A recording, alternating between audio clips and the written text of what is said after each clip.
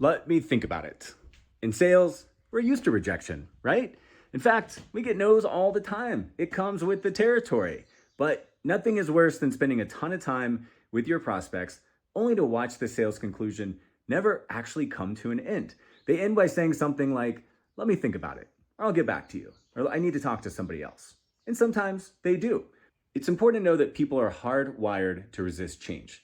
And part of the brain, the amygdala, interprets change as a threat, and it releases hormones of fear, fight, or flight. Your body is physically protecting you from change, or so it thinks.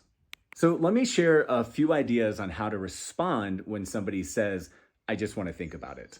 Sometimes, if we've had a great rapport on this conversation and they've told me everything they needed to know, they've asked great questions, they've given me all the buying signals, then I'll be so bold as to say, is there any one reason why you would want to do this?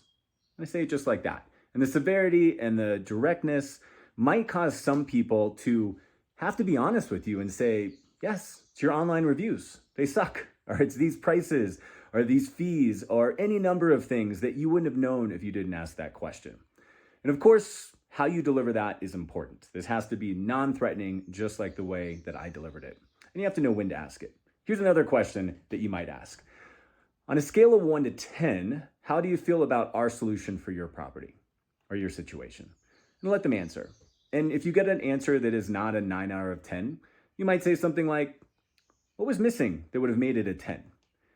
And you just listen and let these questions spark further conversation, and make sure to take notes on what they say, because you are surely going to use these in your follow-up. And one more thing, I also want to know what their time frame is on their thinking about it, because I don't want to be expecting a call tomorrow if they have meetings booked in a week. So I might say something like, I don't want to bug you while you're still in the process of making this decision. When do you think you might figure this out? And I would actually then, before they answer, add an anchor to it. And I say, is this more of a later this week decision, or are you thinking next week? And that way you're actually giving them some easy answers to answer that question. Also remember that people don't need more time to make a decision. They need more info. So ask them what other questions they might want you to answer while they have you on the phone. And I would even propose that you might be so bold as to let them know that and say something like, I find that most people don't need more time to make a decision like this. They just feel like there's more information out there that they don't have yet. So while you have me, is there any other questions that you were maybe afraid to ask before?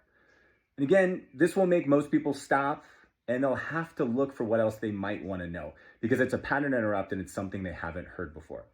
And if we need to, we'll let them go and we'll have their space and their time, but how we leave them is what matters, because we want to shape the information that we leave them with and the conversations they have between this call and the next one.